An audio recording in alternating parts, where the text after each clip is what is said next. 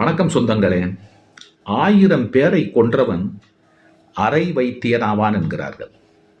1000 பேரை கொன்றவன் அரை வைத்தியன். அப்ப 1000 பேரை சாக வச்சாத்தேன் அவன் ஒரு அரை வைத்தியனாவது ஆவேன் அப்படின்னு நம்ம நினைச்சுக்கிட்டு இருக்கோம். அப்படித்தான் பெரும்பாலும் மேலோட்டமா நம்ம புரிஞ்சுக்கிட்டு இருக்கோம். அது அப்படி இல்லை. 1000 பேரை என்பது தவறு. 1000 வேரை, 1000 வேறு. ஒவ்வொரு செடி கொடிகள் மரத்தினுடைய வேரை பற்றி 1000 விதமான வேரை பற்றி தெரிந்து வைத்திருப்பவன் அரை வைத்தியனாகிறான்.